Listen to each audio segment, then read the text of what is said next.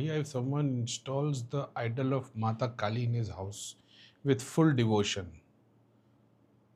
आगे की लाइन पढ़ने से पहले ही बता रहा हूँ, installing and deities idol in the house तो शास्त्रों से रिकमेंडेड नहीं है।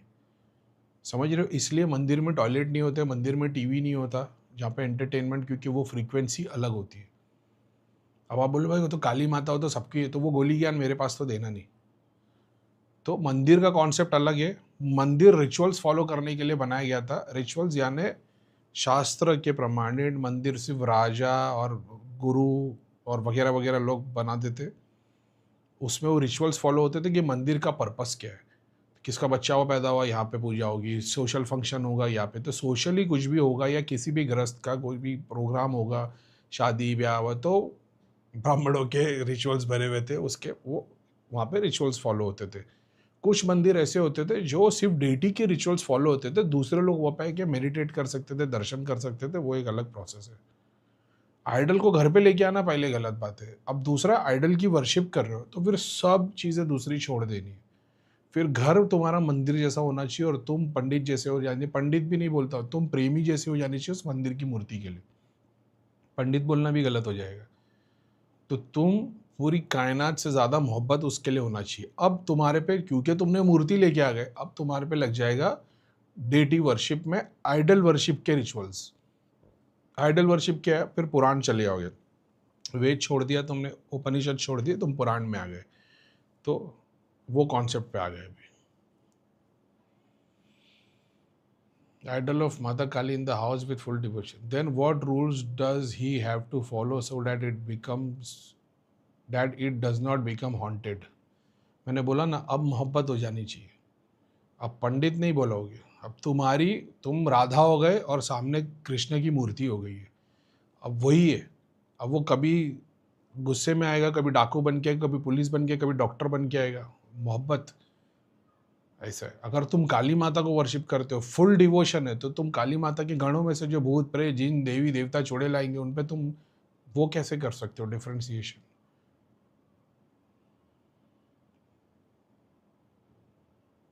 बोले भैया मैं मेरी माँ की पूजा कर लूँ तो मैं मेरी माँ को ही सामने बिठा देता हूँ, उसी की पूजा करता हूँ। हाँ ठीक है, चलेगा। तो माँ रेडी है उसके लिए क्या? समझ रहे हो? दिन में 15 मिनट के लिए माँ बैठ भी जाएगी। अब रोज़ बैठना है, रोज़ तुम आरती करोगे, फूल लगाओगे, माँ हो सकता है, चलो भाई ठीक है, माँ तुम्हारी तसल्ली के लिए मोहब्बत करती बैठ भी जाए। अब तुम चाहोगे नहीं 24 घंटे वहीं बैठे रहे, और मैं भी करूँगा। फिर फादर बोलेंगे भाई तू क्या मेरी बीवी को लेके क्या उल्टे सीधे काम कर रहा है? फिर तो डंडा मारने के लिए बाप भी आएंगे, दूसरे रिश्तेदार भी आएंगे, तुम्हारी मदर के पेरेंट्स भी आएंगे, भाई हमारी बेटी को छोड़ क्यों नहीं रहे? समझो वो साइंस को कि तुम क्या चाहते हो उससे। ना मैं तो सरेंडर करना चाहता हूँ, तो फिर सब आएगा, सबको झेलो। तुमको क्या लगता है ये जो काम करते हैं अभी, कितने सारे हीलर्स लोग हैं, इनकी दुनिया आज आगी हुई है।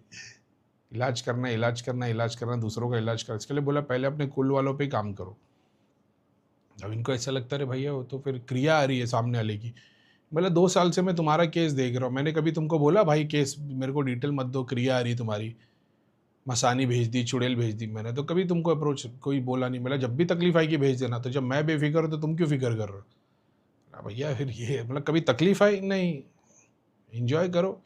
सब आएंगे, भूत प्रेत देवी देवता चुड़ैल मसानी वेताल सब आएंगे।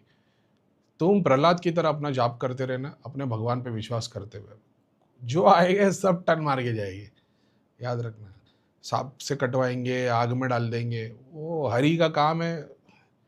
जिसके अंदर हरि जिंदा है बस सब, नीयत साफ तो मंजिल फतेह। तो वो ढूंढ लो ऐसे। हम जिसको शक्ति नहीं चाहिए, सिर्फ भक्ति चाहिए, वो नाम जाप के अलावा क्या करे जिससे भक्ति बढ़े? मोहब्बत। उसके लिए कोई साइंस नहीं है भाई, वो अंदर से जागते।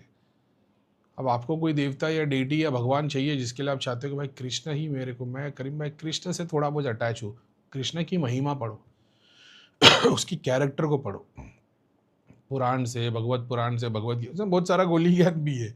तुम मेरे कृष्ण ऐसा कैसा कर सकते? तो फिर तुमको वही वर्स के बारे में दूसरे गुरुओं के लिटरेचर पढ़ने पड़ेंगे, कमेंट्री पढ़नी पड़ेगी, दूसरे गुरुओं ने इसको कैसे लाली पाउडर लगाया है कि कृष्ण ऐसा कैसा कर सकते किसी के साथ।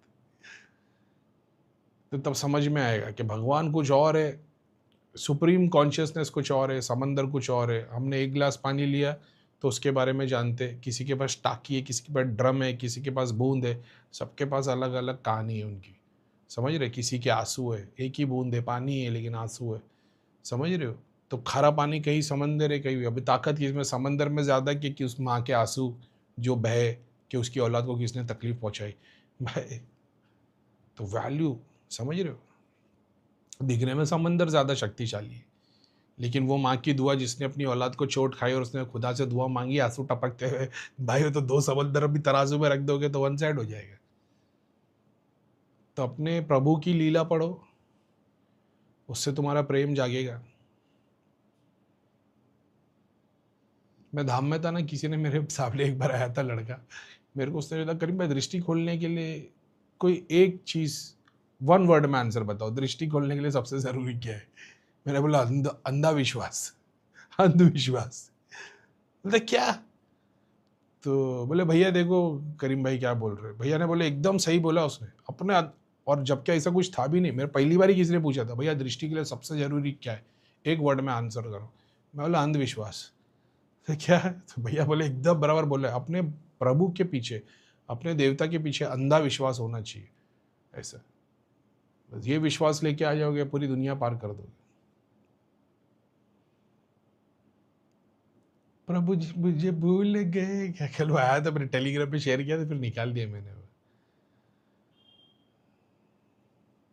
Consciousness is just for focus. If anybody don't follow anything but doing 18 hours jap dhyan every day, is he achieved like you?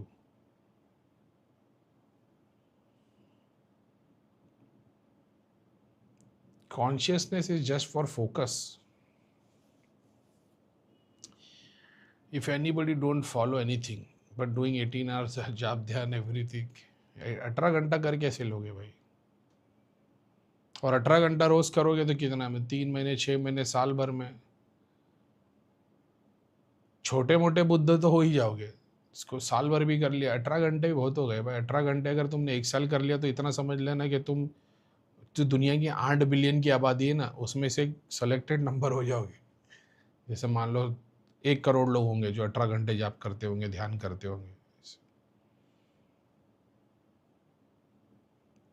Every day if you achieve like you, और मेरी तरह हो सकते अचीव कर सकते तो वो तो नहीं बता सकता मैं, लेकिन जो जो मैं एक्सपीरियंस करता था उससे तो ज़्यादा ही एक्सपीरियंस कर लोगे। बाकी करीम भाई तक पहुंचना है अभी 18 घंटे की खाली जाप ध्यान के लिए, तो फिर क्या ही बोलो। एक साल अगर है ना 3 घंटे भी डेली दे दिया ना भाई, तो इतना समझ लेना कि अपने कुल में अगर तुम डेली 3 घंटे त्राटक करते हुए, जाप करते हुए, ध्यान करते हो, समझ रहे हो? जैसे मान लो 1 घंटा तुमने त्राटक किया, 2 घंटा ध्यान करा, 2 घंटा त्राटक किया, 1 घंटा ध्यान किया, 3 घंटे तुम्हारी डेली प्रैक्टिस है, तो तुम अपने कुल में 1 साल के अंदर ही अपने कुल में सबसे पावरफुल तुम हो जाओगे। ऐसा है। 6 घंटा लेके चले गए तो तुम उस लेवल पे पहुंच जाओगे कि अपने कुल का उद्धार करने वाले तुम हो जाओगे। सब पहले सबसे पावरफुल हो गए थे, तो पावर तो रावण के पास भी था। 6 घंटा जब जाप करने लगोगे तो कुल का उद्धार करने वाले हो जाओगे। तो रावण अपने कुल का उद्धार नहीं कर पाया था, राम जी कर पाए थे, तो तुम 6 घंटे में उसमें हो जाओगे। 9 घंटे के ऊपर प्रैक्टिस लेके चले गए तो अपने कुल के अलावा दूसरे के कुल, जैसा भगवत गीता में लिखा है कि एक सन्यासी या एक बंदा भगवान को अचीव करने के बाद ऐसा हो जाता है 1000 लोग के पितृ देवता को मुक्ति दिला पाए, उस लेवल के हो जाओगे। इससे 12 घंटे के ऊपर लेके चले गए 1 साल तक, जो तो मैं भी नहीं कर पाया 12 घंटे तक 1 साल, लेकिन अगर चले गए तो फिर तो कोई बड़े गोली गुरु बन जाओगे जो लाखों की भीड़ लेके गोली घुमा पाए। तुम वो स्टेट पे आ जाओगे जो सहस्रा के ऊपर, फिर मैंने बताया ना कि देवता का मूलाधार, देवता का स्वादिष्ठान, देवता का मणिपुर, वो स्टेट पे आ जाओगे। जो सातों को अचीव कर लोगे, ये शरीर वो शरीर, पाताल का सातों शरीर, सबकी सब पूरी एक बॉडी हो जाएगी, फिर शायद मेरे ऐसे हो जाओगे। उसमें भी अगर कोई गुरु साथ में होता तो अपन भी सोने का मंदिर बनाने के लिए बैठे हुए थे।